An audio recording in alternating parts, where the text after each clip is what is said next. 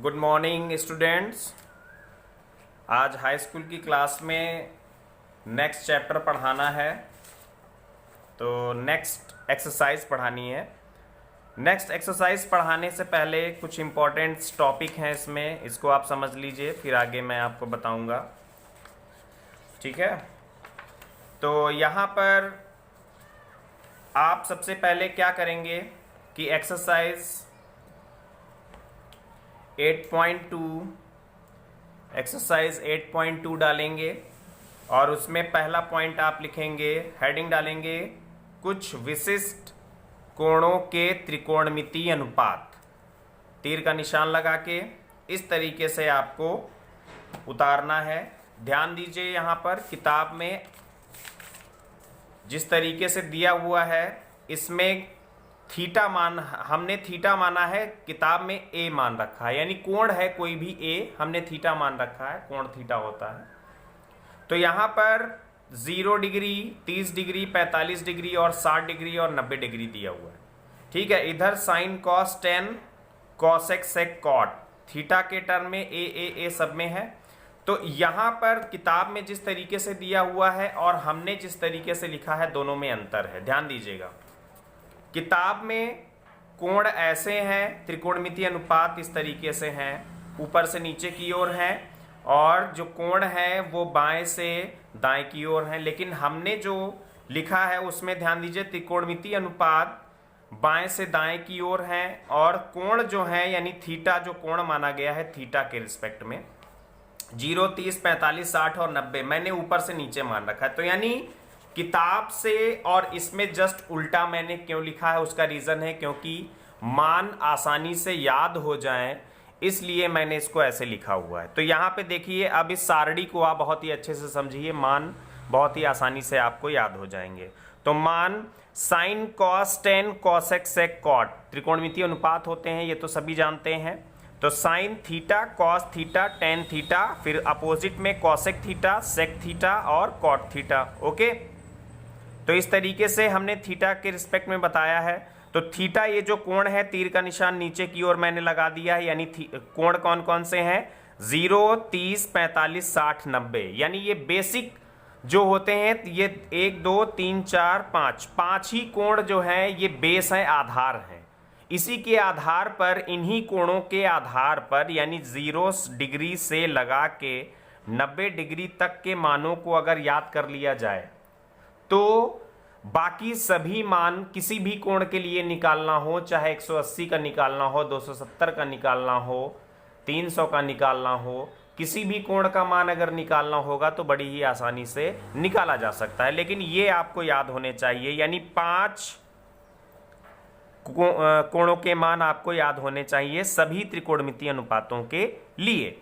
तो अब देखिए तरीका, सबसे पहले हम 0 डिग्री पे आते हैं। तो 0 डिग्री के लिए आप लिखेंगे 0, 1, 0, और 0 का अपोजिट होता है इनफाइनाइट, जिसे अनंत बोलते हैं, डमरू की तरीके से निशान बनता है ये। फिर 1 अपोजिट 1, और फिर 0 का अपोजिट इनफाइनाइट। याद रखिएगा, 0 का अपोजिट इनफाइनाइट होता है और इनफाइनाइट का अपोजिट 0 होता है, यानी 0 डिग्री या 0 डिग्री नहीं, या 0 मानेंगे। ठीक है, तो अपोजिट का मतलब होता है व्युत्क्रम। व्युत्क्रम का मतलब होता है जैसे अंश हर में और हर अंश में, जिसे बोलते हैं रेसिप्रोकल। ओके, इंग्लिश में रेसिप्रोकल बोलते हैं। तो अगर कोई भी डिजिट हो, कोई भी संख्या हो, जैसे x कोई भी संख्या हो, सपोज दैट, उसको अगर हम 0 से भाग देंगे तो उसका रिजल्ट इनफाइनाइट आएगा, याद रखिएगा। तो इस तरीके से 0 का अपोजिट इनफाइनाइट क्यों होता है, क्योंकि 0 का अपोजिट, यानी जैसे 0 है तो 0 के नीचे अपॉन 1 है, तो 0 का अपोजिट जब करेंगे तो 1/0 करेंगे, और 1/0 का मतलब क्या, 1 को 0 से भाग दिया गया तो अनंत हो गया, तो इसका अपोजिट अनंत हो गया। और अनंत का अपोजिट 0 क्यों हो गया, क्योंकि उल्टा। अब जैसे अनंत है तो अनंत का मतलब क्या हुआ, अनंत का मतलब हुआ कि कोई भी संख्या है उसका अपोजिट, यानी x/0। तो जब इनफाइनाइट का अपोजिट क्या होगा, पलट जाएगा। तो जब 0/x करेंगे तो 0 ही तो आएगा। तो यानी इनफाइनाइट का अपोजिट 0 होता है और 0 का अपोजिट इनफाइनाइट होता है, इतना याद रखिएगा।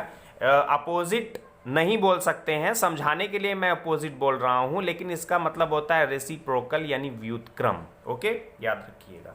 अब कोई भी संख्या अगर बटे में है, जैसे x/y है, तो x/y का रेसिप्रोकल क्या होगा, उल्टा y/x, यानी अंश हर में और हर अंश में, इतना याद रखिएगा। तो ये सब बेसिक चीजें हैं, ये मैं आपको बता रहा हूं मान याद करने के लिए। अब देखिए, जैसे 0 के लिए 0 1 0 इनफाइनाइट 1 इनफाइनाइट। अब यहां पर 3 आपको याद रखने हैं, 3 आपको याद हो जाएंगे। कैसे, साइन 0 का मान 0, कॉस 0 का मान 1, टेन 0 का मान 0। तो साइन कॉस टेन के मान याद हो गए। अब देखिए, कॉसेक से कॉट आपको मालूम है, साइन का अपोजिट कॉसेक, कॉस का अपोजिट सेक और टेन का अपोजिट कॉट होता है। तो 0 का अपोजिट इनफाइनाइट, देखिए हुआ कि नहीं हुआ। फिर कॉस का मान 1 हुआ, तो 1 का रेसिप्रोकल क्या होगा, 1। क्यों, क्योंकि 1/1 का अपोजिट 1/1 ही तो होगा, तो यानी 1 ही तो होगा। तो 0 का अपोजिट इनफाइनाइट। ओके, इसके बाद 30 डिग्री के लिए देखो, साइन 30 का मान 1/2, कॉस 30 का मान √3/2, टेन 30 का मान 1/√3। तो 3 याद हो गए। 1/2 √3/2 30 के लिए, 30 डिग्री के लिए 1/√3। तो 3 अगर ये याद है तो बाकी 3 देखिए कैसे याद हो जाएंगे। कॉसेक 1/2 का अपोजिट 2/1, यानी 1 अपॉन तो 1 होता ही है, नीचे लिखते नहीं है। तो √3/2 का रेसिप्रोकल 2/√3 हो गया। 1/√3 का अपोजिट √3/1, तो अपॉन 1 तो होता ही है, लिखने की जरूरत नहीं है। तो ये 3 याद हो गए, 3 इधर के याद हो जाएंगे। उसके बाद 45 के लिए आ जाइए। साइन 45 1/√2, कॉस 45 1/√2, टेन 45 1 हो गया। तो 1/√2 1/√2 और 1, तो बाकी बचे हुए √1/√, यानी √2/1, तो अपॉन 1 लिखते नहीं है। उसी तरीके से √2 इसमें भी होगा, और 1 का अपोजिट 1/1 यानी 1। देखिए, तो उसके बाद 60 के लिए √3/2, या ये 3 आपको याद करने पड़ेंगे, बाकी 3 तभी याद हो पाएंगे। ओके, तो साइन 60 थीटा, मतलब यहां पर साइन थीटा है, लेकिन यहां पर 60 क्यों ले रहे हैं, क्योंकि हम इस लाइन में चल रहे हैं ना। तो साइन 60 √3/2, कॉस 60 1/2, टेन 60 √3। तो 3 याद हो गए, बाकी 3 देखिए कॉसेक सेक कॉट के लिए, यानी कॉसेक 60 2/√3, सेक 60 2, 1/2 का रेसिप्रोकल 2/1 यानी 2। तो कॉट 60 1/√3, क्योंकि √3 है तो पलट जाएगा, क्योंकि इसके नीचे /1 होता है तो पलटेगा, तो 1/√3। फिर 90, sine 90 1, cos 90 0, tan 90 infinite 1 0 infinite. तो अपोजिट अब देखिए, 1 का अपोजिट तो 1 ही रहेगा, 0 का अपोजिट इनफाइनाइट और इनफाइनाइट का अपोजिट 0। तो ये मान आप याद करेंगे तभी आगे की एक्सरसाइज आप लगा पाएंगे। अब 1-2 एग्जांपल्स मैं आपको बताता हूं इसी के अकॉर्डिंग। तो ये मान सभी बच्चों को याद करना ही करना है, क्योंकि आगे अगर आपको आगे भी मैथ पढ़नी है, हाई स्कूल के बाद भी मैथ पढ़नी है, तो जब तक आप मैथ पढ़ेंगे तब तक इन मानों से आपका सामना होता रहेगा। कंपटीशन वगैरह आगे तैयारी करेंगे तब भी आपको इन मानों को याद करना पड़ेगा।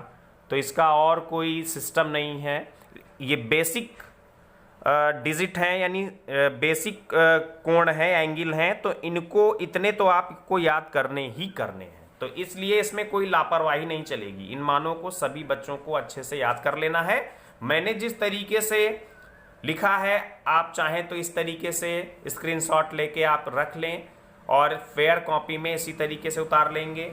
और अगर किसी बच्चे को किताब में आसानी से, किताब में जिस तरीके से दिया हुआ है इस तरीके से अगर याद हो जाता है, इसमें भी वही चीज़ है, 0 के लिए 0 1 0 इनफाइनाइट 1 इनफाइनाइट, यानी अपरिभाषित को इनफाइनाइट लिखते हैं। ठीक है, तो इस तरीके से अगर किताब के तरीके से किसी बच्चे को याद हो जाए तो किताब का उतार लेगा, और अगर मैंने जिस तरीके से लिखाया है अगर इस तरीके से याद हो जाता है तो इसको उतार लेगा। ठीक है, कुल मिला के आपको सारे मानों को याद करना है। ठीक है, मुझे तो इस तरीके से याद है तो मैंने इसलिए इसी तरीके से लिखा हुआ है। बाकी आपकी मर्जी है, किताब से उतार लें चाहिए। तो ये इतना आपको लिखने के बाद ये इतना उतार लेना है, और ये सब मैंने आपको बताया है, समझाया, रेसिप्रोकल बताया है, व्युत्क्रम। ओके, तो फिलहाल के लिए इतना आप याद कर लेंगे। उसके बाद अब एग्जाम्पल नंबर 6 देखिए। एग्जाम्पल नंबर 6 में एक कोण दे रखा है, ए बी सी समकोण त्रिभुज है, क्योंकि इसमें कोण भी 90 अंश है, दिया ही है, दिया क्या, देखने में ही लग रहा है, ठीक है, और कह भी दिया है कोण भी समकोण है। उसके बाद ये 30 है, ये 5 है, तो बाकी बची हुई लंबाइयां बतानी है। अब देखिए, अभी तक किसी भी समकोण त्रिभुज में लंब, कर्ण और आधार में कोई दो भुजाएं दे देता था, तीसरी भुजा पाइथागोरस प्रमेय से निकालनी होती थी। अब आगे के सवालों में क्या होगा कि तीनों भुजाओं में से कोई एक भुजा और एक कोण दे देगा। ध्यान दीजिएगा, अभी तक दो भुजाएं देता था, तीसरी भुजा पाइथागोरस प्रमेय से निकालते थे, लेकिन अब आगे के सवालों में एक भुजा देगा और एक कोण देगा, तब हम इस नियम का प्रयोग करेंगे। तो कैसे? अब यहां पर इस एग्जाम्पल में सभी बच्चे देख लें, समझ लें। एग्जाम्पल नंबर 6 है, तो समकोण त्रिभुज है, ये 30 डिग्री का एंगल है, ये आपका B है, ये C है, और ये A है, और ये 5 है, ठीक है। तो अब यहां पर देखिए, अगर हमें किसी भी तरीके से BC भुजा या AC भुजा मालूम चल जाए, तो इन तीनों भुजाओं में से एक कोण दिया है और एक भुजा दे रखी है, तो यानी यहां पे हम अगर लिख लें तो AB बराबर 5 सेंटीमीटर और कोण C है, कोण C बराबर 30 डिग्री। तो दो चीजें दी हुई हैं। अगर हम इन दो चीजों से, दो मानों से अगर हम BC भुजा, आधार या AC भुजा, कर्ण और लंब, तो आपको 5 दे ही रखा है, तो अगर कर्ण या आधार में से कोई भी एक मान अगर हम एक भुजा ज्ञात कर लें तो दो भुजाएं ज्ञात हो जाएंगी, और फिर पहले की तरीके से पाइथागोरस प्रमेय लगा के कर्ण भी निकाल लेंगे, तो तीनों भुजाएं ज्ञात हो जाएंगी, ठीक है। तो यहां पर आपको सवाल में BC निकालना है और AC भी निकालना है। BC और AC, यानी BC क्या है, आधार है, और AC क्या है, कर्ण है, तो निकालना है। तो हम क्या करते हैं कि चलो हम tan थीटा ले लेते हैं, ठीक है। तो tan थीटा बराबर क्या होता है, tan थीटा बराबर होता है लाल बटे कक्का से होता है लंब बटे आधार होता है। तो हम यहां पर अब हम थीटा की जगह 30 रखते हैं, तो tan 30 डिग्री, यानी अब हम ये न्यून कोण ले रहे हैं, तो 30 डिग्री के लिए लंब आपका 5 होगा और आधार आपका ज्ञात करना है, तो A लिख दीजिए। अब tan 30 का मान इसमें आ जाइए, तो tan 30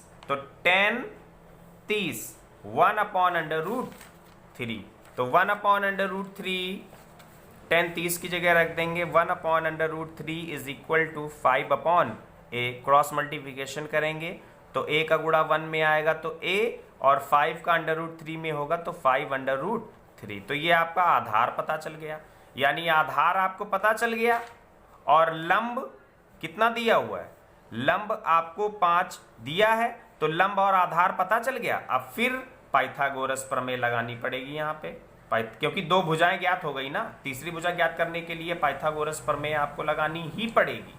तो k² is equal to A² plus L², तो k² निकालना है, A² मतलब 5/√3 का स्क्वायर, L² मतलब 5 का स्क्वायर, तो ये कितना आ जाएगा, k² इज इक्वल टू 5/√3 और 5/√3 क्योंकि स्क्वायर है, और प्लस 25, तो k² इज इक्वल टू 25 और √3 3 प्लस 25 इज इक्वल टू ये आ जाएगा 75, 25 से 75 और 25, तो k² इज इक्वल टू 100, तो k इज इक्वल टू √100, तो k is equal to 10⁻100, k बराबर 10। तो यानी कर्ण आपको पता चल गया, और जो कि आपका AC है, तो AC बराबर 10 सेंटीमीटर, और आधार आपको पता चल गया जो कि BC और कितना आया है 5√3 सेंटीमीटर। तो इस तरीके से आप ज्ञात कर सकते हैं, ये एक तरीका है। इसी में कर्ण ज्ञात करने का एक तरीका और होता है, क्योंकि अब हमें आधार पता चल गया या लंब मालूम है, कर्ण नहीं मालूम है, तो लंब और कर्ण में रिलेशन साइन में होता है। तो दूसरा मेथड आप लगा सकते हैं, sine theta is equal to लंब बटे कर्ण। तो साइन थीटा यानी साइन 30 और लंब कितना है 5, कर्ण नहीं मालूम है के, साइन 30 का मान 1/2 is equal to 5/k, cross multiplication करेंगे k इंटू 1k, 5 दूना 10, k बराबर 10। तो देखिए पाइथागोरस प्रमेय ना लगा के अगर आप साइन थीटा ले लेंगे तो k का मान देखिए 10 बड़ी आसानी से आ गया।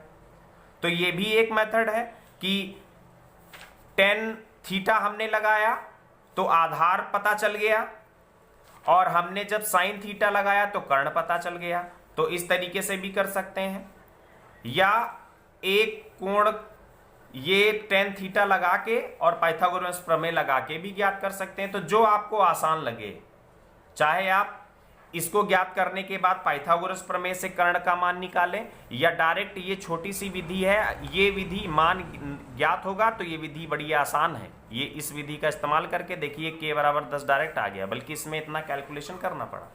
तो ये है तरीका, दोनों ही मेथड से किताब में ये और ये मेथड लगा है, आधार और कर्ण ज्ञात करने का ये और ये मेथड लगाया है। पाइथागोरस प्रमेय इन्होंने नहीं यूज की है, क्योंकि इसमें कैलकुलेशन थोड़ा सा टफ होता है। मैंने तब बताया है कि जब मान आप भूल जाएं तब इस विधि का प्रयोग कर सकते हैं। ओके, तो ये एग्जाम्पल नंबर 6 आप बेहतर समझ गए होंगे। तो इस तरीके से अब प्रश्नावली 8.2 में इन मानों को ज्ञात करना है। तो आपको पहला और दूसरा ये दो सवाल लगाने हैं। तो ये दो सवाल लगाने के लिए जब तक आपको मान नहीं मालूम होंगे, जैसे साइन 60 का मान नहीं ज्ञात होना चाहिए, तो मान याद करेंगे। आज मैं ज़्यादा होमवर्क आपको नहीं दे रहा हूँ, केवल आप क्या करें कि मान याद करके और इन मानों को रख के, जिसमें स्क्वायर है स्क्वायर कर देंगे, होल स्क्वायर कर देंगे, और जिसमें स्क्वायर नहीं है स्क्वायर नहीं करेंगे। तो इस तरीके से मान याद करेंगे। एक एग्जाम्पल मैंने बता दिया है कि इसका प्रयोग क्यों करते हैं, क्योंकि आसानी से समकोण त्रिभुज की भुजाएं ज्ञात हो जाती हैं, इसलिए हम इन मानों को याद कर लेंगे। और ये दो सवाल आपको केवल होमवर्क में मैंने दिए हैं। ओके, कल मिलते हैं। Thank you.